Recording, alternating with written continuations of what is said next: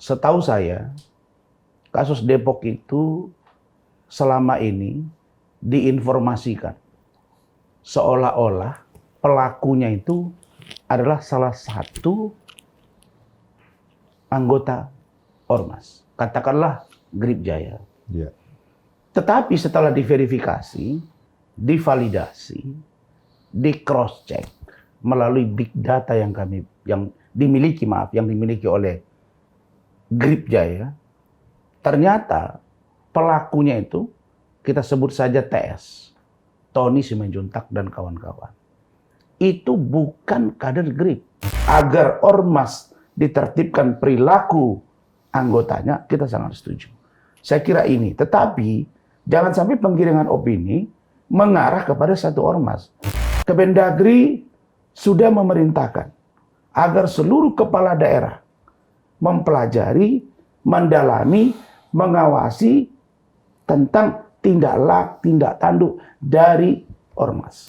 Menurut saya, kalau dikatakan apakah ada manfaatnya Ormas, sangat bermanfaat. Bahkan dalam sejarah bangsa kita, tokoh-tokoh pemimpin masa lalu, pemimpin yang ada sekarang ini juga adalah tokoh yang muncul dari Ormas. Ormas keagamaan, Ormas kemahasiswaan, saya kira sudah terbukti bahwa pemimpin-pemimpin itu lahir dari Ormas.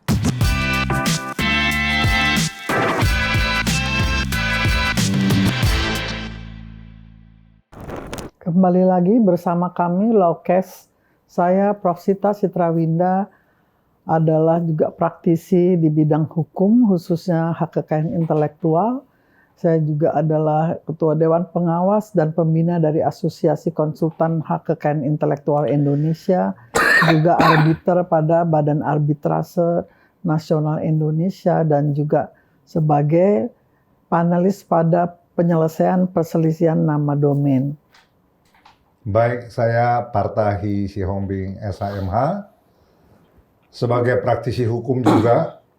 Dan kali ini Lokes akan membahas secara tuntas dan mendalam tentang wacana pembubaran Ormas yang ditunggangi premanisme. Di mana ada peristiwa banyak yang terjadi di Jakarta, terutama masalah yang terjadi di Depok. Ada sampai mobil polisi yang dibakar. Kemudian ini terungkap pelakunya, katakanlah atas nama Ormas Gerakan Rakyat Indonesia Bersatu atau GRIP. GRIP Jaya adalah suatu organisasi kemasyarakatan atau Ormas yang dibentuk oleh Rosario de Marcial yang punya sapaan akrab Hercules. GRIP Jaya terlibat dalam berbagai kontroversi. Terakhir, anggota GRIP yang terseret dalam kasus pembakaran 3 mobil pada tanggal 18 April 2005, dan itu lagi ditanganin oleh pihak kepolisian. Hari ini kami undang dan kami kedatangan tamu untuk membahas masalah premanisme ini. Apa sebenarnya landasan hukum, kita bahas di sini. Kemudian apa permasalahan yang timbul selama ini. Kemudian apa yang menjadi katakanlah ketidakterimaan dari para masyarakat, ya, yang diwakili oleh Tumpas yang sudah datang ke DPR, sehingga memang menjadi jelas ya dalam pembahasan sore ini apa sih manfaatnya, apa sih mudaratnya, atau apakah keuntungannya, apalagi kerugiannya dengan adanya Ormas di negara kita. Nah, nanti bisa dijelaskan tentunya ada landasan-landasan hukum yang nanti dijelaskan oleh narasumber kita. Dan pada sore hari ini kami perkenalkan tamu kami, saudara atau adindaku, Rasman Nasution, dan beliau adalah sebagai seorang praktisi hukum. Dan kami undang juga mewakili Tumpas yang sudah mendatangi DPR kemarin, menyatakan bahwa keberatan terhadap apa yang dilakukan oleh aksi premanisme, sehingga banyak sekali masyarakat dirugikan. Untuk itu kami perkenalkan adindaku Daniel Tonapa Masiku, tim advokat penegak hukum anti premanisme atau Tumpas. Baik, untuk pertanyaan pertama tentunya saya mau bertanya kepada kedua narasumber kami. Untuk kondisi terbaru, kami mendengar gitu ya, sudah ada tersangka yang ditangkap Baik, Bang. dalam kasus pengerusakan atau juga penyerangan kepada pihak aparat di wilayah Depok. Nah, mungkin di sini ada praktisi hukum yang mungkin lebih memahami kejadian itu. Mungkin kita mulai dari Adinda dari Saudara Rasman. Silakan. Baik, terima kasih Bang Partahi, Ibu Cita, Saudara Daniel, dan pemirsa Lokes yang hari ini saya lihat ratingnya makin membaik nih Bang. Amin. Karena pemberitaannya makin masif, Ya. ya, makin dikenal, mendatangkan narsum-narsum yang kompeten, dan saya senang sekali untuk yang kedua kali. Mudah-mudahan akan berketerusan. Ya. Saya posisinya saat ini adalah sebagai praktisi hukum, Bang.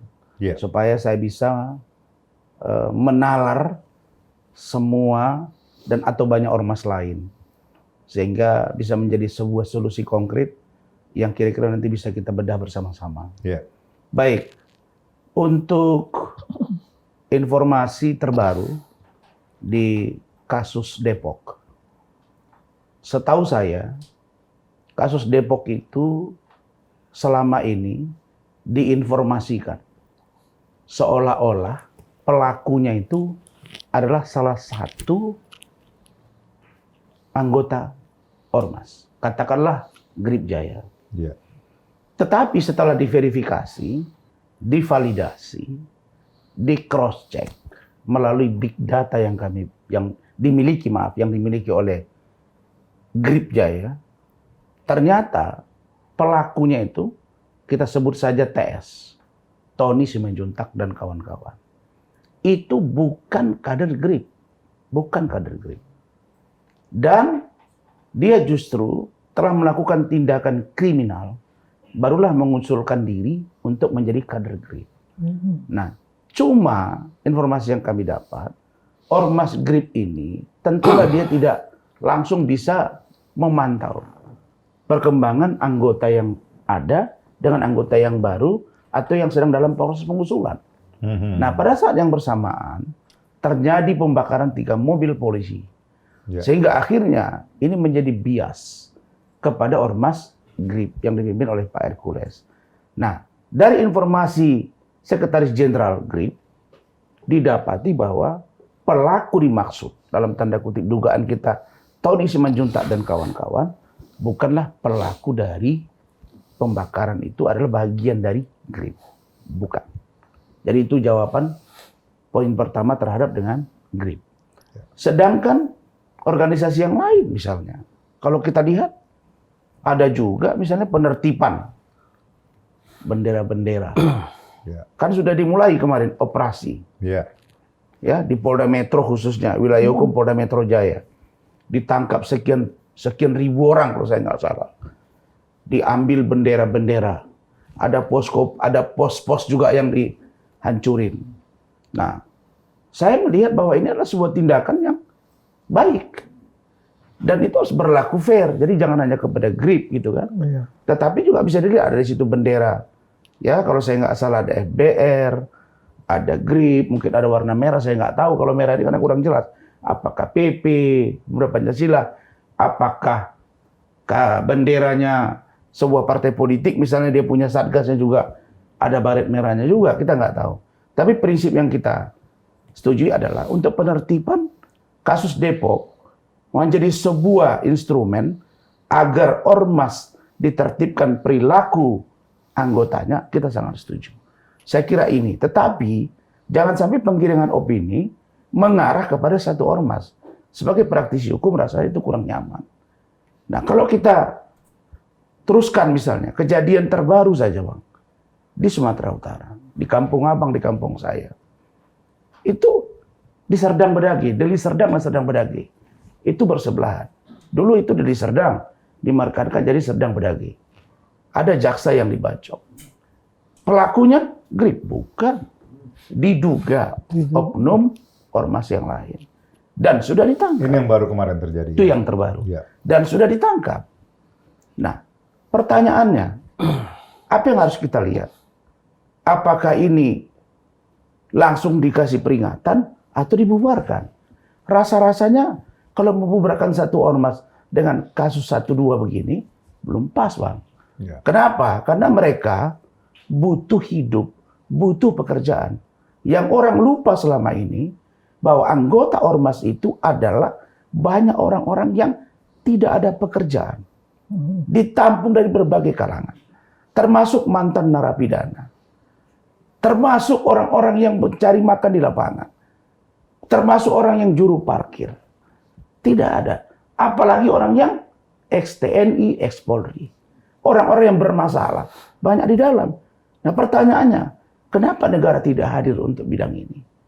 Nah justru itu, kalau kita kaji dengan 554.000 lebih. Berapa? Ormas. Bisa dulu? 554.000 lebih. Ormas yang ada di sekarang Indonesia. yang ada di Indonesia. Kalau saya hitung, itu lebih daripada 40 juta. Yang tergabung di Yang dalam tergabung di 554.000 ini. 40 juta warga Wah, negara bukan kita. sedikit tuh Bang. Sebesar Malaysia itu. Oke. Sebesar Malaysia. Artinya, penanganannya harus benar-benar persuasif dan edukatif. Terbaru saya baca tadi, ada siaran pers dari Kemendagri. Kemendagri sudah memerintahkan agar seluruh kepala daerah mempelajari, mendalami, mengawasi tentang tindak tanduk dari ormas di daerah. Artinya, mulai dilihat bahwa, oh iya, selama ini siapa pembina, Bang? Pembina ormas kan Kemendagri, Bang. Izinnya ada di AU juga. Nah, kalau ini menjadi sebuah gangguan hari ini, maka Kemendagri, kemudian aparat kepolisian yang lain harus juga turun tangan. Salah satu dari rilis tadi dikatakan bahwa ormas tidak boleh mengambil peran dari perannya aparat penegak hukum. Ya. Tidak boleh satu menggeledah. Ada tadi Bang, terbaru. Yang kedua, tidak boleh melakukan penguasaan milik orang lain, lahan dan lain sebagainya. Ya kita setuju. Tapi pertanyaannya sekarang, apakah putusan pengadilan misalnya sudah jelas inkrah, mau diambil alih, terus tidak boleh, tidak dapat, tidak berhasil. Lalu kemudian ada orang yang menawarkan diri. Sekarang saya praktisi hukum, setahu saya banyak Bang, ormas-ormas itu yang diminta tolongi. Tolong dong Pak, bantu kami Pak. Kita udah putusan Mahkamah Agung ini, sudah inkrah ini, tapi nggak bisa kita ambil alih. Nanti kita minta tolong sama polisi, banyak syaratnya. Nanti begini. Mereka mantulah itu Bang. Nah pertanyaannya, perlukah ormas? Perlu. Apakah positif atau negatif? Saya nggak bisa tafsirkan. Ya. Tapi kalau dari segi positifnya, saya tanya, ormas, Muhammadiyah ormas, Mak? Ormas. NU ormas, Mak? Ormas. Kalau orang mau Natal, ada nggak banser yang turun? Kan turunan dari ormas. Banser yang jaga gereja. Kalau mau tahun baru, kalau mau tahun baru juga.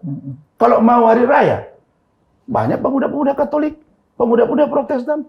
Yang artinya menurut saya, kalau ingin memperbaiki tindakan kriminal, kita harus tangani secara baik, secara masif, tapi dengan cara edukatif. Begitu, Pak. Baik. Saya tentunya beralih ya dengan apa yang disampaikan tadi oleh Rasman. Sekarang tentunya kembali pertanyaan ini adalah kepada pihak Tumpas gitu ya, yang kemarin sudah mendatangi DPR ya. Sekarang kami undang mewakili Tumpas, saudara adik kita Daniel ini. Nah, kira-kira apa yang menjadi keberatan ya, yang menjadi katakanlah digarisbawahi dengan apa yang sudah dilakukan oleh ormas-ormas yang ada, dan sejauh mana menurut Tumpas bahwa ormas-ormas ini betul-betul sudah sangat meresahkan masyarakat. Silakan. Terima kasih Bang. Sebelum saya lanjut menjawab tadi apa yang dipertanyakan Bang Partahi, tadi prolog yang disampaikan Prof. Cita sama Bang Partahi dan penjelasan dari Bang Rasman, menurut saya kalau dikatakan apakah ada manfaatnya ormas, sangat bermanfaat. Bahkan dalam sejarah bangsa kita, tokoh-tokoh pemimpin-pemimpin masa lalu, pemimpin yang ada sekarang ini juga adalah tokoh yang muncul dari ormas. Ormas gitu ya. keagamaan, ormas kemahasiswaan, saya kira sudah terbukti bahwa pemimpin-pemimpin itu lahir dari ormas. Nah, dinamika mengenai undang-undang ormas ini menurut saya salah satu peraturan yang sangat dinamis pasca reformasi. Di samping undang-undang partai politik. Undang-undang Ormas dari Undang-Undang Nomor 8 tahun 85, kemudian tahun 2013 lahir Undang-Undang Nomor 16 kalau tidak salah ya. Lalu nomor 17 tahun 2013, lalu 3 tahun kemudian lahir Perpu. Nah, ini menunjukkan bahwa pemerintah memandang Ormas ini merupakan salah satu unsur penting dalam kehidupan berbangsa dan bernegara. Ya. Bahkan lahir Perpu yang kemudian disahkan menjadi Undang-Undang 16-17. Ya. Jadi kalau dikatakan apakah ormas itu penting, sangat penting. Nah, permasalahan sekarang ini adalah banyak ormas yang lahir pasca reformasi itu bahkan menurut saya sangat menjamur, tetapi ormas-ormas itu kemudian yang tadi Abang sampaikan banyak disusupi oleh kepentingan-kepentingan pragmatis, bahkan kejahatan terselubung. Ya. Jadi orang berkelompok, tetapi tujuannya bukan sebagaimana yang diatur dengan maksud dan tujuan dari undang-undang ormas itu. Tetapi tujuan berkelompok untuk pertama, ya melakukan kegiatan yang di luar koridor hukum. Kemudian ya mungkin ada tujuan-tujuan politis. Itu sah-sah saja. Orang membentuk organisasi itu bagian dari kebebasan berserikat dan berkumpul. Kalau mau memperjuangkan aspirasi ke partai tertentu itu sah-sah saja. Ya. Tetapi yang menjadi persoalan kalau penguasa kemudian membackup organisasi-organisasi yang bertindak premanisme, itu yang jadi masalah. Memang ada. Lah, itu juga yang menjadi permasalahan. Dari itu yang tadi saya bilang bahwa undang-undang ormas ini pasca reformasi sangat dinamis. Terbukti pada saat awal-awal tahun 2000-an itu ada satu organisasi yang berbasis ideologi keagamaan.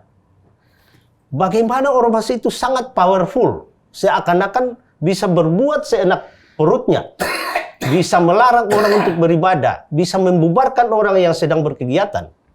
Nah, akhirnya kemudian pemerintah mengambil suatu sikap, mengambil ketegasan dengan merubah undang-undang ormas melalui Undang-Undang Nomor 16 tahun 17 tahun 2013. Nah, sekarang ini ada satu ormas yang kemudian muncul sebagai menjadi simbol dari kalau ini persepsi kita sebagai masyarakat ya, bahwa ada satu ormas yang seakan-akan merasa tidak tersentuh hukum. Nah, tadi disebutkan kasus Depok. Kasus Depok menunjukkan bahwa bagaimana aparat penegak hukum yang sedang menjalankan tugasnya memiliki senjata, tetapi bisa dilawan, bahkan mobilnya dibakar oleh ormas yang kalau kita baca di media itu afiliasinya ke GRIP, bahkan disebutkan ketua salah satu ranting di Depok. Iya. Nah, kan menjadi pertanyaan, kenapa polisi, aparat penegak hukum menjadi gamang? Apakah ada backup dari kekuasaan terhadap ormas itu? Itu yang jadi pertanyaan kita. Nah, kemudian muncul bantahan dari pengurus GRIP bahwa itu bukan kader mereka, ya itu sah-sah saja. Tetapi kita juga mendapatkan informasi dari aparat yang berkompeten, yang menyatakan bahwa dia ketua GRIP adalah Polda Metro Jaya. Ya kalau aparat yang menyatakan bahwa dia ya kita percaya, dan itu dimuat oleh media mainstream, media yang patut kita percaya. Jadi kita tidak bisa salahkan publik kalau misalnya berpersepsi bahwa ada kejadian di Depok yang melibatkan GRIP. Ada kejadian di Kalimantan Tengah yang melibatkan GRIP. Ada kejadian di Tangerang Selatan yang melibatkan GRIP. Ya. Nah, Tumpas ini hadir bukan semata-mata untuk mengkritisi teman-teman di GRIP. Makanya kami memilih namanya Tim Advokat Penegak Hukum Anti Premanisme. Kami anti premanisme, bukan anti ormas. Karena kita ini juga mungkin lahir dari ormas. Oke. Ketika kita menjadi mahasiswa, kita mungkin adalah kader organisasi kepemudaan kemahasiswaan. Jadi saya kira begitu Bang. Kita sangat memandang bahwa kehadiran ormas ini sangat bermanfaat sepanjang itu berada dalam koridor sebagaimana yang diatur undang-undang. Ya. Berpartisipasi dalam pembangunan, menjadi wadah untuk kebebasan berserikat dan berkumpul, menjadi mitra pemerintah untuk mewujudkan kesejahteraan masyarakat. Jadi saya kira sangat penting. Tetapi menjadi pertanyaan bagaimana ormas-ormas yang ada sekarang ini bisa menyeleksi anggotanya sehingga tidak asal pungut. Ya, betul. Itu yang menurut Penting saya. ini Oke, saya rasa. potong dikit ya nanti biar lanjut Prof. Dan yang ini menarik gitu ya. Artinya saya mau lebih mengerucut gitu. Di dalam pandangan kalian ya dengan mengatasnamakan Tumpas ini, Ya. apakah memang katakanlah apa yang dilakukan oleh ormas-ormas ini sudah bisa kita anggap atau kalian nilai bahwa ini adalah dilakukan oleh atas nama ormasnya Ya. atau individunya? Itu satu. Yang kedua yang saya mau tanyakan adalah bahwa kalaulah tadi dikatakan aparat dikejar, ya mobil dibakar, indikasinya ke arah ormas ABC gitu. Polisi tidak berani, kan gitu kan? Memang sejak kapan polisi berani? Ini saya mesti tantang ya. Ya. Apa namanya? Sejak kapan polisi berani? Apakah bukannya juga salah satu kelemahan dari polisi Republik Indonesia ya mendidik ya atau membuat suatu acuan bagaimana seorang petugas di lapangan harus bisa tegas gitu ya kan? Ya. Kalau kita lihat di luar negeri, di Singapura aja kita takut baru ditanya, wah ada polisi nih, yuk jangan begini langsung kita. Kok di negara kita ini, ya kan? Ya. Ada polisi pun, karena ada tentara pun orang nggak takut gitu. Betul. Dengan massa yang lebih banyak, malah aparat. Nah ini makanya bisa nggak dikasih kira-kira penjelasan? Nanti mungkin Saudara Rasman juga bisa dibilang, apakah ini memang kesalahan daripada katakanlah ormasnya atau masyarakat yang memang katakanlah memang berani melakukan itu, tetapi artinya kan sebagai petugas negara polisi dia harus berada di atas keberanian rata-rata orang gitu, karena memang dia punya landasan hukum untuk mengayomi dan menertibkan masyarakat yang melakukan perbuatan melawan hukum. Kira-kira gimana? Menarik Bang. Jadi saya setuju bahwa aparat ini tidak tegas, bahkan bisa dikatakan tidak berani. Iya. Pertama, karena memang mereka berada dalam legitimasi yang rendah. Orang tidak percaya pada penegak hukum. Ya, itu Orang tidak itu juga percaya kunci. pada polisi. Betul. Orang tidak percaya pada jaksa. Orang tidak percaya pada hakim. Betul. Dalam posisi mereka yang legitimasinya rendah, legitimasi moral rendah, Ya. kemudian kalah nyali dari mereka-mereka yang berada dalam satu kelompok. Itu dia. Sudah kalah nyali, mereka berkelompok. Jadi apa yang kita bisa harapkan? Iya. Nah, memang menjadi persoalan karena rekrutmen penegak hukum kita juga tidak jelas. Ya. Jadi misalnya polisi, apa sih parameter untuk merekrut polisi itu? Ya. Selain intelijensi, selain fisik, apakah pernah diperiksa secara mental orang ini siap nggak jadi?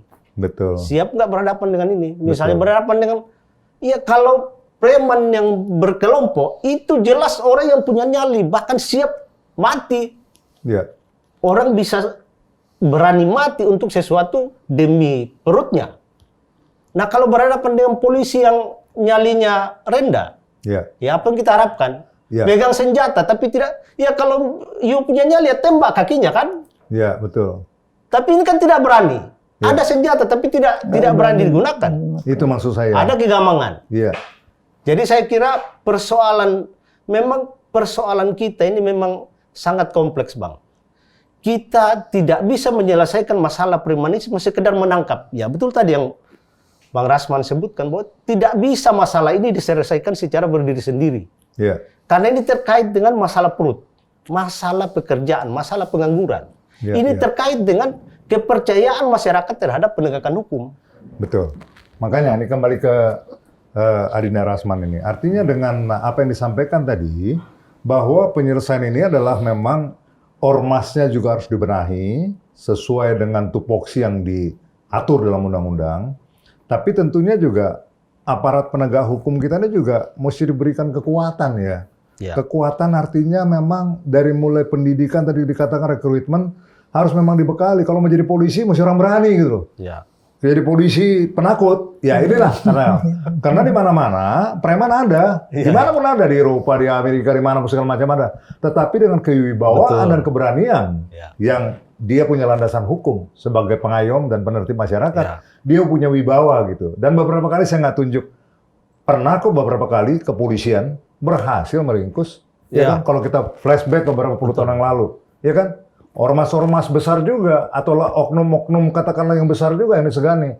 Tapi beberapa oknum polisi katakanlah bisa mengamani mereka. Tetapi dalam beberapa kejadian belakangan ini, polisi nggak berkutik. Gimana, Pak Rasman? Ya, ini masalah, itu tadi yang disampaikan Saudara Daniel, ini masalah trust and distrust, Bang.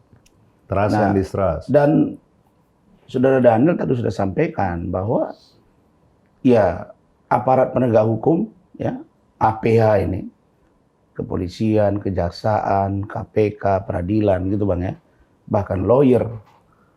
Ya saya kira kalau saya mau bilang ya, tumpas premanisme di Indonesia jangan saja pada orang yang berbaju ormas atau oknum yang menjadi anggota ormas, tapi tumpas premanisme yang ada di mana? Di kepolisian.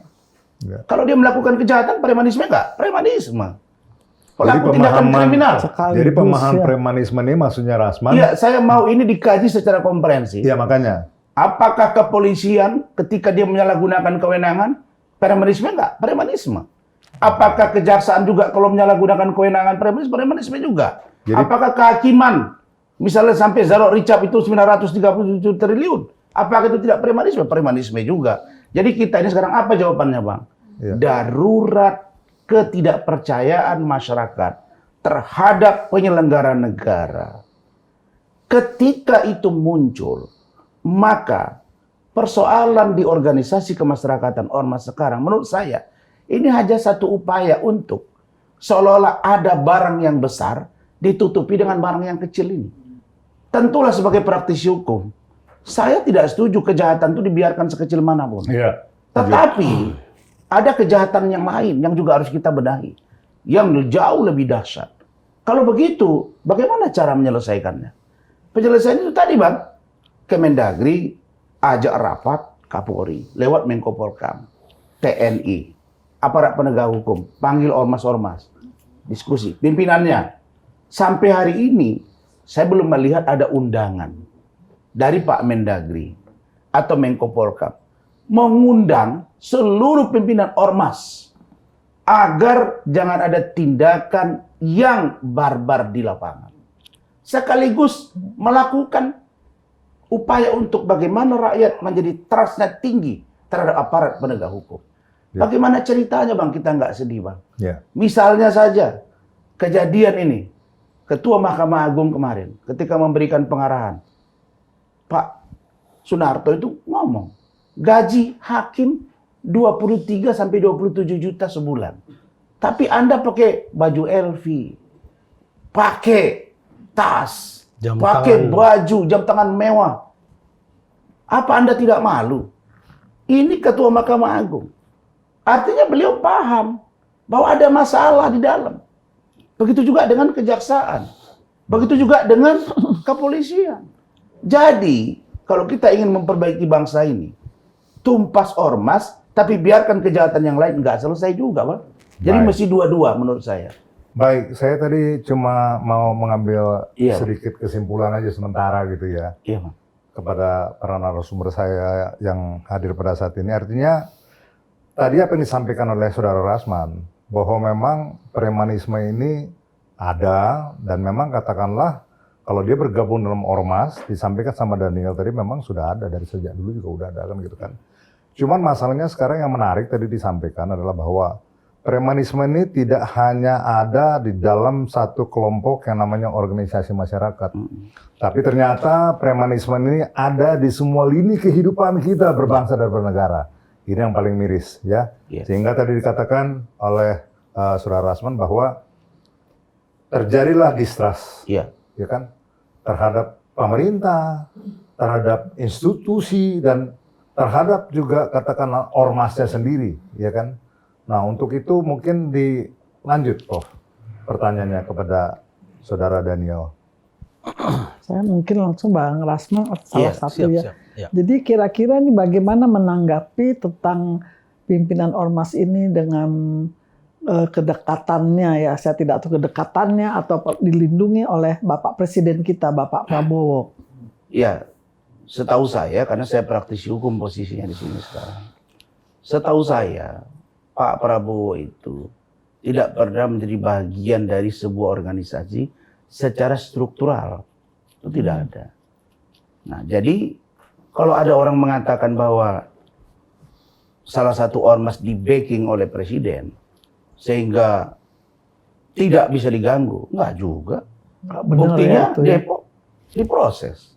Iya. Nah, Polda bilang menurut cerita Daniel tadi, Pak Daniel tadi, bahwa itu katanya dari ormas GRIP, walaupun sudah dibantah bukan kader GRIP, diproses. Dan kita juga dapat informasi bahwa Ketua Umum GRIP misalnya Pak Hercules, ya informasi yang saya dapat, juga menyatakan silakan proses kalau ada anak buahnya yang terlibat. Tapi itu tadi yang saya katakan misalnya dengan Bung Daniel. Ya kita fair juga dong, jangan tadi ada 3 case kan, Iya. semuanya GRIP. Saya nggak bicara atas nama Jubir GRIP, bukan. Saya sebagai praktisi. Coba bedah juga bagaimana kejadian dengan Sumatera Utara, Iya. Pemuda Pancasila. Iya. Jadi seolah-olah Saya mau bicara, gitu Bu ya. Prof, di Medan itu, saya lama di Medan berorganisasi juga. Ada 1-2 ormas yang dalam setahun entah berapa kali berantem. Dan itu berantemnya nggak tanggung, bunuh-bunuhan. Nah, pertanyaannya sekarang, apa masalah yang tumbuh di tubuh ormas sehingga terjadi kriminal di lapangan? Urusan perut, Bu. Semua Mereka rata-rata, berpikir, iya, 90% anggota ormas yang hidup di lapangan itu adalah orang-orang yang lapar. Sementara tindakan kriminal oleh aparat penegak hukum, oknum, yang dicuri ratusan sampai triliunan. Saya malah takut bangsa ini kalau ormas ini dikejar terus oknum-oknumnya, sementara tidak diberi ruang. Sekarang kita begini, kita sekarang mewacanakan bubarkan ormas. Kalau dibubarkan, lalu lapangan kerja dia siapa yang bertanggung jawab? Beda kasus yang disampaikan Bung Daniel. Saya tahu maksudnya salah satu ormas keagamaan Iya. dibubarkan. Sudah berkali-kali ini ada, oh ini ada mungkin aliran kiri, aliran kanan. Iya. Atau juga dulu yang dibubarkan Hizbut Tahrir dan lain-lain. Ini enggak. Kita ini nasionalisme yang kita tahu. Ormas ini nasionalisme. Jadi pakemnya adalah bagaimana bangsa ini, negara ini, penyelenggara negara ini bertanggung jawab untuk kesejahteraan kemakmuran masyarakatnya. Karena itu negara hadir. Nah kalau mereka lihat perampok-perampok 2-3 orang triliunan rupiah, bagaimana dia nggak beres di lapangan, Bu? Maka saya katakan, come on, tolong lihat bahwa tindakan kriminal yang saya sebut dengan peran premanisme tingkat elit pun harus ditertibkan. Kasih Serentak ruang. semuanya ya. Kalau yang dicuri Zahrul Richard saja 1 triliun, dikasih peluang pekerjaan, sudah berapa juta orang yang bisa makan dari anggota ormas. Itu baru 1 Zahrul Richard. Jadi kita berpikir sekarang naikkan gaji hakim misalnya. Naikkan gaji hakim 100 juta 1 bulan. Tapi kalau dia disuap 60 miliar untuk 1 Nggak kasus, menyelesaikan nggak masalah akan menyelesaikan. juga. Betul. Ini masalah mental, Bu. Betul. Nah, Secara jadi saya katakan komprehensif. bahwa saya setuju agar semua penyelenggara negara melakukan perbaikan diri. Di kasus saya menduga ada kriminalisasi. Terasa, Bu, sama saya. Jadi, apakah kita harus ribut dulu? Baru diperhatikan. Cuma hari ini ada sebuah ormas yang sedang trending. Kebetulan pimpinannya mungkin dianggap dekat dengan penguasa, dikatakanlah ini di-backingi. Setahu saya, ketua umum ormas itu bilang ke Pak Kapoldanya, Bang, kalau itu ada masalah, tembak aja Bang, kakinya. Sesuai dengan SOP kepolisian. Itu ada arahan itu. Jadi kalau misalnya Kapolda mengumpulkan ormas untuk DKI Jakarta. Yang saya maksud, mulai dari Menko Polhukam, undang semuanya. Ya, saya setuju Supaya itu diundang diverifikasi. semua, betul. Saya setuju. Iya. Ormas ini, saya katakan, saya sependapat kalau lakukan verifikasi. Seperti memverifikasi apa? Partai politik. Kalau dia bisa dikatakan ormas, berapa jumlah anggota di provinsi? Jumlah pengurus. Berapa di kabupaten kota? Mana tujuan berorganisasi? Kalau dilihat, kalau tidak baik tujuannya ideologi Pancasila, 1945 dan tidak bernilai luhur, nilainya tidak luhur, nggak mungkin disetujui mendirinya ormas. Tapi ketika di lapangan, berbeda. Dan Karena, ada ini juga. karena menghadapi orang lapar, dengan menghadapi orang yang setengah lapar, itu beda. Beda. Kita hati-hati. Yang tidak boleh kita lawan di negara ini. Di dunia yang saya tahu di luar Tuhan, orang lapar sama orang gila. Orang lapar dia nggak peduli karena dia lapar. Iya, nggak peduli. Orang gila dia nggak peduli karena dia gila. Tapi kalau yang merampok, itu melebihi menghidupi jutaan orang yang lapar.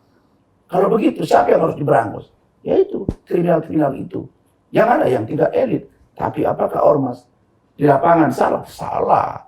Setuju saya untuk dilakukan peringatan, verifikasi, bahkan panggil pimpinannya. Tapi jangan justifikasi secara general. Mari kita lihat secara utuh.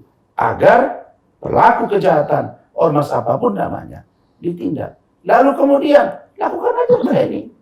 Kan ada biaya Kesbangpol itu, Bang. Di Kementerian Dalam Negeri ada.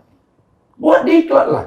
Buat diklat. Artinya Ada anggaran buat latihan. ormas-ormas ini. Ada. Iya, buat Tapi itu nggak diklat. dilakukan kan Edukasi selama ini kan? juga, ya. Jangan nanti, Edukasi juga, jangan kan? sampai ada dugaan cincai-cincai pula mereka. Ya, Pak, ini kita ini bobrok banget, benar. Saya kira Bang Partai orang hukum, Ibu orang hukum, beliau ini orang hukum, saya orang hukum. Kita bicara hukum. Tapi apa yang terjadi depan mata kita, hukum ditabrak. Hukum dibiarkan. Terus kita mau apa, Bu? Republik nggak bisa jadi apa-apa. Kalau nggak semuanya. Yang kecil kita ributkan, yang besar kita diamkan. Itu cilaka kita. Iya. Itu. Memang sulit lihat begitu ya. Jadi saya mengharapkan kalau tadi apa yang dikatakan Bang Lasman, nantinya di Mendagri mengadakan pertemuan, diundanglah seluruh ormas ya, kemudian sambil dibenahi lah, berikan edukasi juga ya. Iya. Dan saya melihat kalau yang ormas-ormas yang sudah misalnya nanti melakukan pemerasan, ya kan, sudah meresahkan masyarakat, nah nggak bisa juga kita katakanlah menegur mereka segelintir orang itu saja, ya, secara komprehensif lah kita harus melihatnya ya, seluruh ormas, jadi tidak hanya pada tadi ya, karena GRIP tadi kan dikaitkan dengan adanya kejadian belakangan ini seolah-olah GRIP ini yang jelek, image terhadap GRIP ini yang sudah sangat negatif ya. Bu, ada yang lucu, Bu. Ini kita orang hukum semua ini. 3 hari yang lalu, saya lihat rilis dari Kabid Humas Polda Metro, Kombes Pol Ade Ari. Dia mengatakan ada laporan polisi, Bang Partai. Ada laporan polisi di Polda Metro. Sedang dilakukan proses penyelidikan terhadap kasus Tangerang. Oke? Laporan BMKG. Ya. Laporan polisi. Belum ada tersangka, belum naik sidik. Tiba-tiba mereka turun ke Tangerang. Tangkapi orang di sana. Boleh Tahan. kira-kira dijelasin apa namanya, Adinda Lasman, yang Tangerang ini yang mana nih? Mas? Iya, GRIP. Iya. GRIP juga. Enggak, Jadi- GRIP. Kasus GRIP. Tanah BMKG katanya diduduki GRIP. Oh, oke. Ada orang yang melapor, kata Kombes Pol Ade Ari, sebagai Kabid Humas. Itu dalam proses penyelidikan, Bang. Ya. Tiba-tiba, besoknya, pos yang ada di situ langsung dihancurin. Terus turun ke sana polisi, tangkapi orang, bawa, masukkan, termasuk ahli waris. Nah pertanyaannya, Bang, ini orang sudah tersangka belum? Iya. Kenapa ditangkap, kenapa Langsung ditahan? ditangkap. Apa dia melakukan kekacauan? Kan tidak. Terus disampaikan, dia terima duit dari si Anusianu. Dia terima duit dari sini karena buka lapak. Ya, dia merasa ahli waris ini tanah dia. Jadi kalau besok ada ahli waris, datang ke kita, Bung, Ya. minta bantu. Kita tahu ini ada putusan pengadilan, tetapi masih ada upaya hukum lain. Atau kita lihat ini masih kabur. Terus, ayo kita lakukan negosiasi. Terus buat laporan polisi. belum ada tersangka, belum ada proses tindak lanjut, tahu-tahu ditahan. Nah, begitu diperiksa, maksudnya walaupun punya kewenangan 2 kali 24, 1 kali 24 jam, dibawa ke dalam mobil polisi, dibawa ke Polda, lalu kemudian diinterogasi. Loh, tadi udah keluar 15 orang. Gimana itu coba? Aduh. Jadi maksud saya, kita ini kok suka ya? Belum ada penegasan hukum, fakta hukum yang nyata. Belum Tangkap, apa-apa, sudah langsung tangkap. Sehingga terbranding lah bahwa salah satu ormas ini khususnya Grip menjadi jelek. Padahal tidak seperti itu.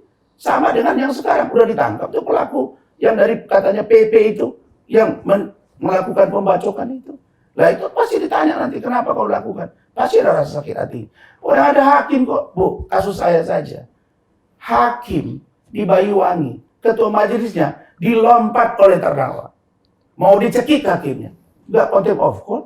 Kenapa di kasus kami contempt of court? Kita ini selalu memframing diri kita ini orang paling suci, tapi di dalamnya bobrok, Bang. Yeah, Sudahlah. Jadi kalau menurut saya podcast seperti Lowcast ini perlu banyak ini untuk keseimbangan. Saya minta tolong kalau bisa diundang tuh Bang penegak hukum, hakim, jaksa, polisi, KPK duduk sini. Saya mau bicara dengan mereka. Anytime saya on call untuk Abang. Yeah. Ayo kita bedah negara ini. Biar saya buka, polisi begini, jaksa begini, hakim begini, pengacara begini. Kita nggak bilang pengacara hebat, kita nggak bilang pengacara bersih, enggak, banyak yang bobrok juga. Tapi kalau disamakan, misalnya Bang Partai dengan si pengacara bobrok sana, nggak mau dong Abang Partai. Karena kita masing-masing punya sikap. Maka jangan generalisasi semuanya. Itu yang banyak keberatan. Teman-teman yang lain, misalnya ketumpas, mohon maaf. Kenapa mengarah ke salah satu ormas saja? Nah ini kan yang terbaru, PP, ribut itu sekarang. Nah kita selalu itu. Nah lalu kemudian ada gangguan. Sekarang kejaksaan dikawal. Katanya akan ada kasus besar. Saya jadi bingung. Apa udah nggak percaya kita sama polisi? Yeah. Kacau ini Bang. Ini kacau ini Bang. Yeah. Ini makanya saya katakan bahwa podcast yang beginilah diperlukan sekarang. Ada satu ya pemilik podcast, teman baik saya, mantan pimpinan, katakanlah mantan pimpinan KPK. Itu tiap hari mengkritisi aja kerjanya, Pak. Nggak ada yang baik di pemerintahan ini. Bingung juga saya, Bang. Saya jelek-jelek begini, apa kata orang tentang Pak Jokowi? 2014 saya salah satu tim Pak Prabowo Hatta, 2019 dengan Pak Jokowi, saya merasakan apapun kata orang. Sekarang kalau di Medan, saya mau pergi ke Siantar sama ke Kisaran, jalannya sudah mulus. Sudah jalan tol. Saya nggak bisa nafikan itu. Tapi dalam SBY ada juga perbaikan, ada. Tapi kalau semua salah di bangsa ini, rusak juga kita. Maksud saya, masa yang mau diperbaiki sekarang penegakan hukum? Apa maksud saya? Kita sekarang sudah krisis penegakan hukum di negara ini. Uang kita bocor karena kejahatan oknum semua lapisan dari penegak hukum. Itu Bang. Oke. Baik. Nah, ini pertanyaannya saya lanjut ke Bung Daniel nih. Siap Bang. Sampai di mana sih katakanlah, kalau saya berpandangan gini ya, kita berpandangan bisa positif, bisa negatif gitu ya. Bisa optimis, bisa juga tidak optimis gitu kan. Nah, dari sisi Daniel nih sebagai bagian dari Tumpas, kira-kira optimismenya sampai di mana gitu? Karena kita tahu anti premanisme yang sudah sepakat dideklarasikan oleh Ormas, apa mungkin dilaksanakan? Sementara di tubuh Ormas itu sendiri isinya banyak preman. Pertanyaannya kan bagaimana bisa preman menertibkan preman? Jadi harus jelas, penegakan hukum harus dilakukan dan pimpinan-pimpinan Ormas harus bertanggung jawab dalam membina anggotanya. Bagaimana pendapatnya? Kalau pertanyaan Abang optimis atau tidak, saya kira kita harus optimis. Men. Ya.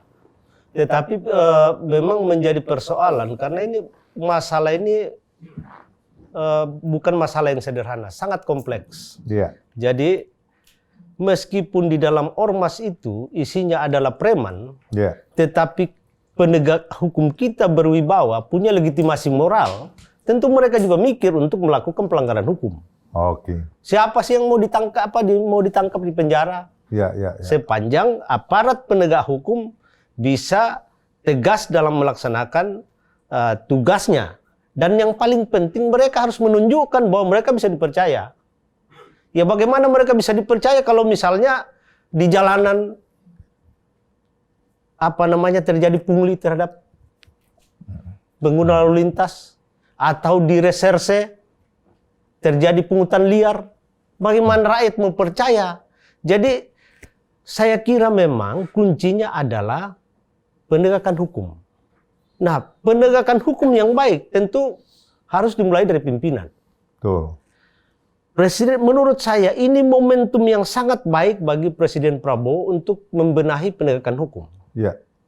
Bagaimana penegak hukum kita bisa melaksanakan tugasnya dengan baik tanpa harus melakukan pungutan-pungutan yang justru akan menjadi bibit ketidakpercayaan masyarakat. Betul. Jadi jangan ada pungutan di polisi, jangan ada pungutan di kejaksaan. Hakim jangan menjual perkara. Ya. Kalau polisi misalnya dianggap tidak baik, jaksa dianggap tidak baik, tetapi hakim bisa bertindak dengan baik.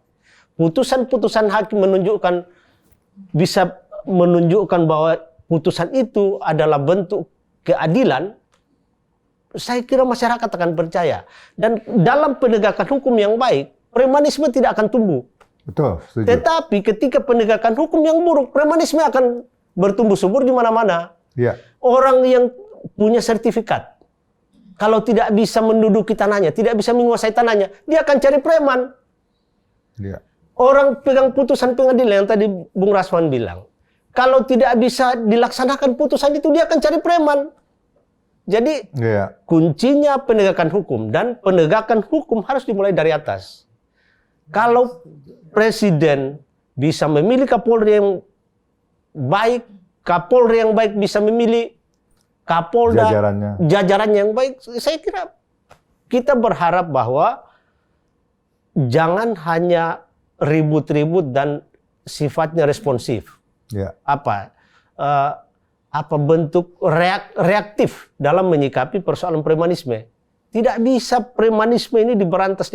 Karena itu tadi saya bilang terkait dengan masalah pekerjaan, terkait dengan masalah perut, terkait dengan kepercayaan pada institusi penegak hukum. Nah, kalau tadi pertanyaan Ibu soal kedekatan dengan Prabowo ya, mungkin maksudnya dengan Ketua Umum GRIP ya. Menurut saya itu juga tidak penting. Yang kita harapkan mau dekat dengan Presiden Prabowo, tetapi Presiden Prabowo bisa menunjukkan bahwa dia adalah pemimpin, Ya. tanpa harus memandang bahwa dia adalah kawan saya. Nah, sebenarnya kita ada harapan karena Presiden melalui Mensesnek sudah menyatakan supaya premanisme katakanlah ditindak. Tetapi yang tadi Bung Rasman sebutkan, yang kelihatan bergerak di lapangan kan baru polisi. Itu pun reaktif. Ada laporan ditindak. Tetapi institusi yang lain seperti Kemendagri, Kementerian Hukum dan HAM, apa yang mereka lakukan kan sampai sekarang tidak kelihatan. Itu pertanyaan. Betul. Mereka punya kewenangan. Ya. Tetapi kewenangan itu tidak digunakan, tidak dilaksanakan dengan semestinya. Ya. Nah, ini kan menunjukkan bahwa mereka tidak peka. Kalau pengusaha, saya baca di media, Ketua Apindo sudah berteriak. Bahkan salah satu pengamat dari Indef kalau tidak salah, menyatakan shadow ekonomi, biaya yang dikeluarkan yang tidak bisa dipertanggungjawabkan oleh pengusaha, sekitar 8,3 sampai 10% dari PDB. Kalau PDB kita menurut peneliti Indef 22.000 triliun, maka sekitar 2.200 triliun duit yang digunakan pengusaha yang tidak bisa dipertanggungjawabkan. Karena itu biaya-biaya yang tidak bisa dipertanggungjawabkan secara sah. Biaya tidak terduga. Bukan biaya tidak terduga. Jadi termasuk di dalam itu biaya yang mereka keluarkan untuk aksi-aksi premanisme, untuk pungutan liar, pungutan ilegal. Itu sekitar 2.200 triliun, karena sekitar 8,7 sampai 10% dari PDB kita. Kan gila. Iya. Oke, lanjut nih kepada Bung Rasman. Iya, Bang. Saya terus terang harus mengatakan, coba kita sampaikan secara objektif gitu ya. Karena bukan hanya di era Pak Prabowo, di era presiden-presiden sebelumnya juga, Setiap terjadi sesuatu katakanlah bermasalah, katakanlah ya, di instansi penegakan hukum.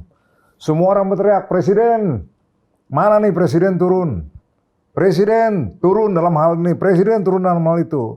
Sehingga olah-olah negara ini bisa bergerak, katakan cepat atau berani bergerak, kalau ada instruksi daripada seorang presiden.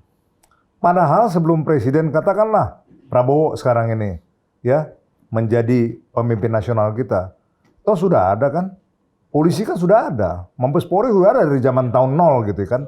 Tetapi terjadi sama aja gitu dari tahun ke tahun, dari periode ke periode. Setiap kali ada kejadian, presiden harus ikut turun tangan atau memperhatikan, baru polisi ini baru boleh bergerak gitu. Nah, ini kira-kira gimana nih, Bung Rasman? Apa masukan apa nih kepada institusi penegak hukum kita supaya ke depan ini benar-benar mereka nih tidak semata-mata harus didukung oleh presiden, harus didukung presiden. Nah, ini mereka sudah diberikan kewenangan kok, ya, sebagai institusi penegak hukum. Kalau institusi penegak hukum di negara manapun, nggak ada tuh nunggu perintah presiden, bisa jalan dengan sendirinya, dengan kewibawaan yang mereka punya, ya kan? Nah, ini kira-kira bagaimana nih? Iya Bang, betul sekali Bang. Karena yang disampaikan misalnya oleh Saudara Daniel tadi kan, kalau misalnya di luar negeri misalnya kan, nggak ada sampai ribut-ribut begini langsung. Saya Bang, 3 hari yang lalu ya, saya malu Bang, tiba-tiba saya lihat ada di salah satu beranda handphone saya, ada seorang TKI kita di Taiwan. Ya. Dia ketawa dia. Di Taiwan ini katanya, kalau ada gangguan saja, tetangga sebelah, ribut-ribut, kita terganggu, kita telepon polisi, 5 menit datang. Ya. Tapi di Indonesia, dia ngomong gitu. Di Indonesia, kita telepon, ada gangguan, nanti ditanya dulu kalau ada sepeda motor hilang, mana BPKB-nya, ini. Artinya, kita ruwet. Nah, jadi kalau apa yang Abang bilang tadi, terus apakah harus ada perintah presiden baru jalan? Ya. Padahal kita semua orang hukum, kita tahu kan Bang? Ya. Semua berjalan harusnya sesuai dengan tupoksinya. Betul. Justru tanpa menunggu perintah presiden, mereka mesti jalan. Ya. Jadi kalau menurut saya, semua pembantu presiden yang langsung di bawah beliau di eksekutif, termasuk Jaksa Agung yang langsung bertanggung jawab dengan presiden juga Bang, yang dilantik oleh presiden.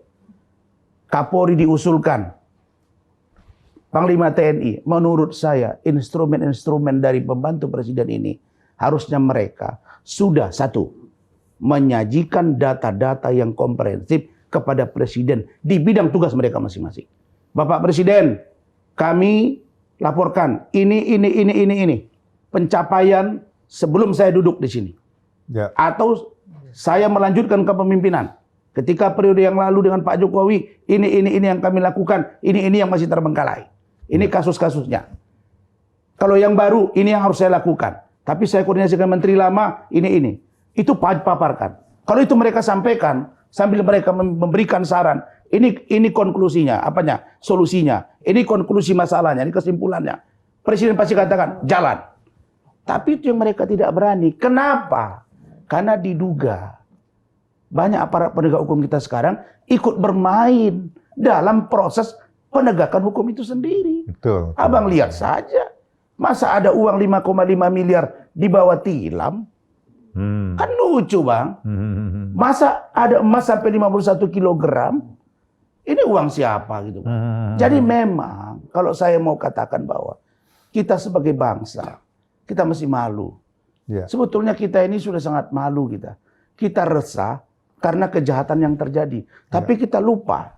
Ada satu teman saya, dia pulang dari negara tetangga Malaysia. Dia meledek saya, tapi sambil saya juga malu Bang. Apa dia bilang? Rasman, saya kemarin dari Malaysia. Ada teman saya dosen. Dia bilang, Indonesia hebat ya. Apa itu? Korupsinya banyak sekali. Tiap tahun ini duit curi ini duit curi ini duit curi ini. Dicuri oleh pejabat-pejabatnya. Tapi Indonesia tidak bangkrut-bangkrut. Di Malaysia, kasus mantan Perdana Menteri Najib, satu aja 1MDB, One Malaysia Development Bank, satu saja hampir bangkrut negaranya. Indonesia ini super kaya. Negara Anda hebat, dikorup oleh banyak orang, tapi tidak bangkrut-bangkrut. Negara lain bangkrut, tuh Bangladesh. Artinya apa? Kita sebenarnya sejahtera, tapi perampoknya memang luar biasa. Itu Bang, kalau dari saya Bang. Baik, ini pertanyaan saya terakhir nanti sebelum Profesor Gita ke Daniel nih. Adinda, Daniel, kalau melihat dari situasi seperti ini ya, kurang berwibawa atau tidak punya keberanian ya dalam arti pimpinan-pimpinan penegak hukum kita. Bagaimana tanggapan Daniel? Apakah memang ini udah saatnya memang artinya setiap saat kita bicara reshuffle, evaluasi dan lain sebagainya. Nah dalam kasus ini khusus ya apa yang kita bicarakan, apa memang menurut Daniel memang perlu dievaluasi atau katakanlah di reshuffle diganti para institusi atau pimpinan institusi penegak hukum ini? Kalau menurut saya Bang, tidak cukup dengan reshuffle. Karena ini persoalan yang sangat mendasar. Ya. Ini menyangkut mental penegak hukum kita. Jadi kalau menurut saya harus dibenahi mulai dari rekrutmennya. Harus dibenahi mengenai promosi. Seorang polisi untuk menjadi Kapolres harusnya melibatkan partisipasi publik. Selama ini kan kita tidak pernah tahu apa kriteria seorang menjadi Kapolres. Apa kriteria seorang menjadi Kapolda. Ya. Hanya Kapolri yang melalui fit and proper test. Padahal Kapolres itu menyelenggarakan pelayanan yang sangat berkaitan dengan kepentingan masyarakat. Ya. Nah oleh karena itu, menurut saya, Kapolda itu harus diuji oleh publik. Apa prestasi dia sehingga pantas jadi Kapolres? Apa prestasi dia sehingga pantas jadi Kapolda? Demikian juga Kajati, karena mereka menyelenggarakan ujung tombak penegakan hukum. Iya, iya. Artinya kalau promosi Ya. jenjang karir ini sudah Harus dilalui terbuka. dengan fit and proper yang begitu baik, tertata, Ya. artinya jadilah sebagai pemimpin-pemimpin yang memang bisa kita berikan tugas dan bertanggung jawab gitu Ya, ya. betul. Jadi seorang yang baik, Bang, belum tentu bisa jadi Kapolres yang baik kalau tidak punya nyali. Iya, betul. Seorang yang baik belum tentu bisa jadi Kapolda yang baik kalau tidak punya nyali.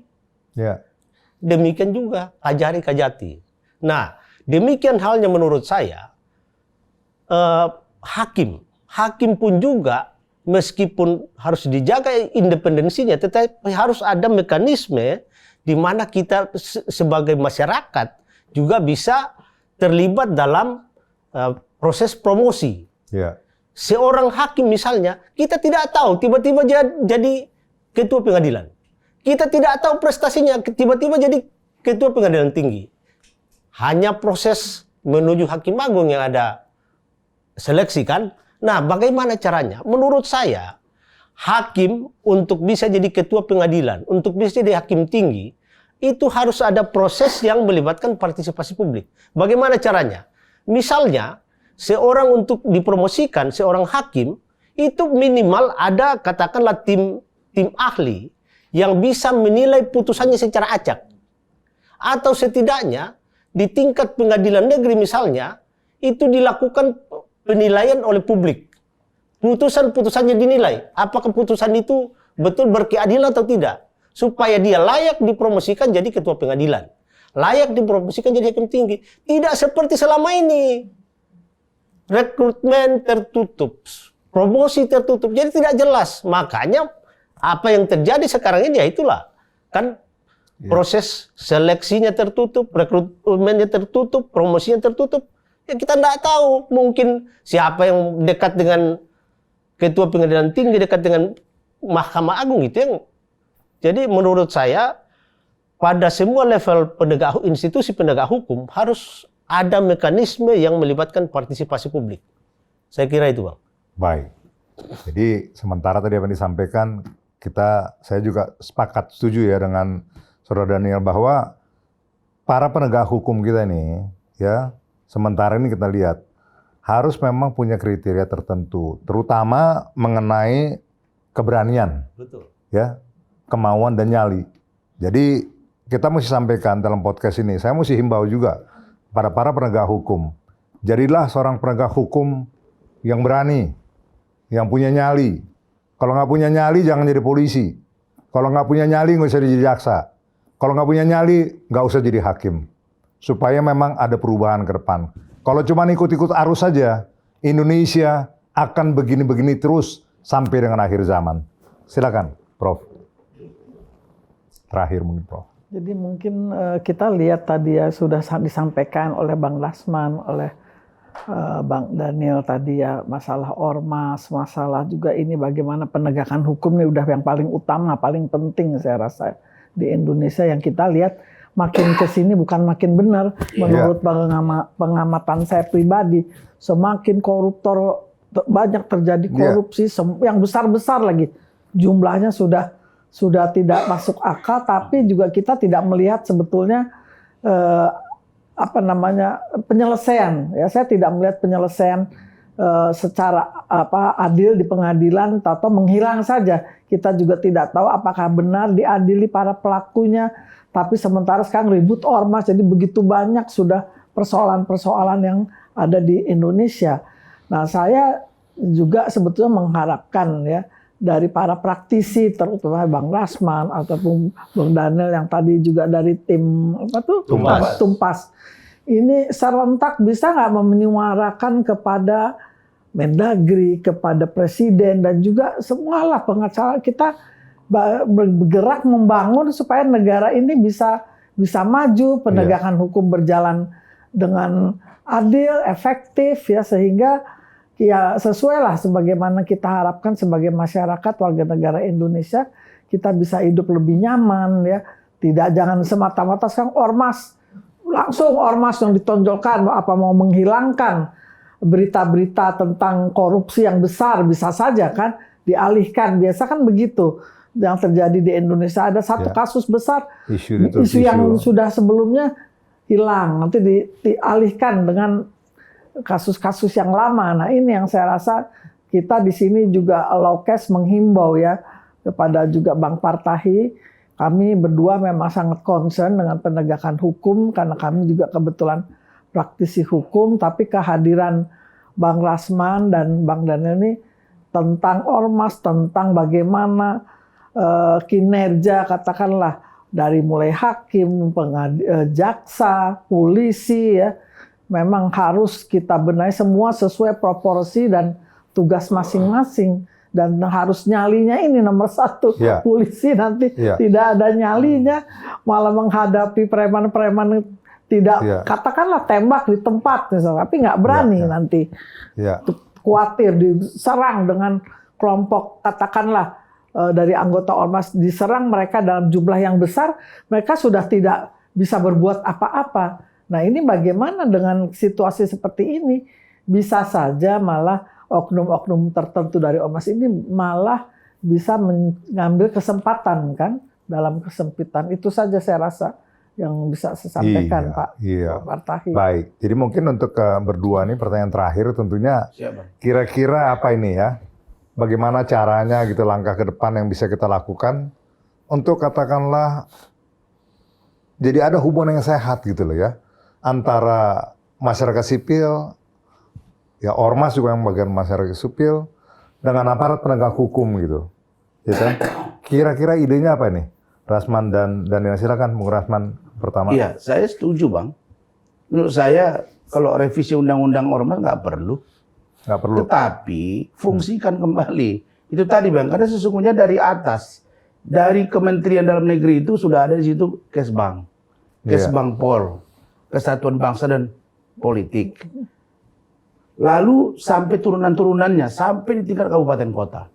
Ini diberdayakan dengan baik. Diberdayakan saja dengan baik. Lalu dipantau pergerakan mereka, diberitahu, lakukan. Itu tadi Bang, paling nggak dia secara berkala ada diklat. Ada diklat. Supaya paham, baru kemudian diverifikasi. Kita jangan mensensus jumlah penduduk saja ketika akan pilkada atau pilpres. Sensus juga kayak Pak Harto dulu. Penduduk miskin berapa sih yang sebenarnya? Penerima bansos berapa? Kita dikasih bansos 3 bulan, 6 bulan, habis itu nggak dikasih lagi. Terus dia kemana pergi? Nah itu tadi, inilah menurut saya sesuatu yang menurut saya penting untuk kita juga harus dalami. Saya berharap lewat Laukes ini sekali lagi bisa menjadi sebuah alternatif untuk orang bisa berbicara tentang perbaikan Indonesia. Prinsip saya, bagaimana Indonesia bisa lebih baik dari aspek penegakan hukum. Kalau aspek penegakan hukum sudah baik, uang tidak bocor kemana-mana, tidak dikorup, saya yakin kita bisa sejahtera. Dengan syarat pemimpinnya punya integritas dan anti korupsi. Saya kira itu. Baik.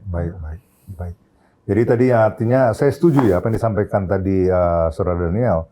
Di dalam katakan rekrutmen harus ada jenjang-jenjang, Ya, betul. ya, dan ada pertanggungjawaban publiknya juga gitu. Nah, bagaimana dengan ormas, ya kan? Karena kita sangat miris, ternyata terjadi kejahatan atau terjadi penyalahgunaan, katakanlah kekuasaan sebagai ormasnya gitu, dan pelaku-pelakunya ini pimpinan-pimpinan daerah.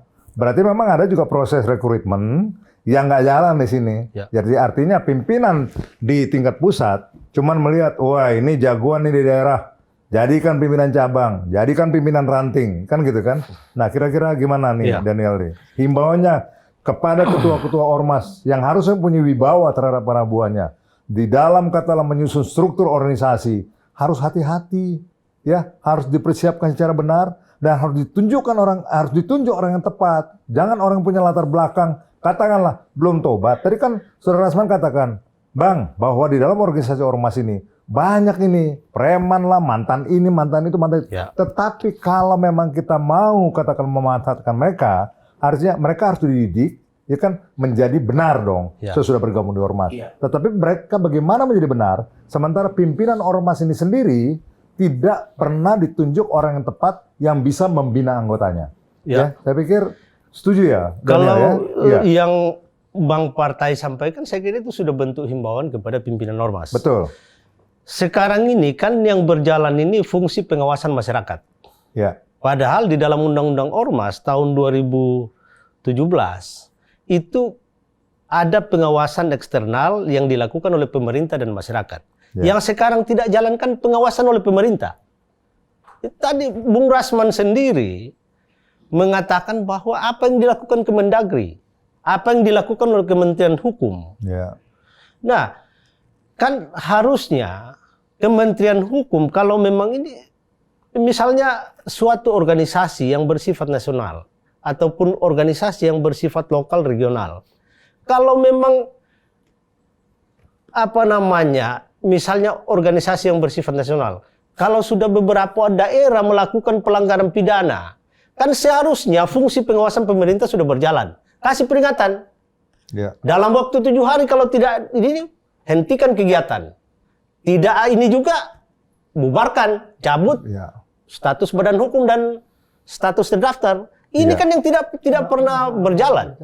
Jadi menurut saya Kementerian Hukum, Kementerian Dalam Negeri harusnya harus secara ini menerjemahkan apa yang disampaikan oleh Presiden. Ya. Jangan mereka, ya itu tadi, menunggu ini. Lah apa gunanya kalau Presiden punya pembantu? Menteri ada Menkonya.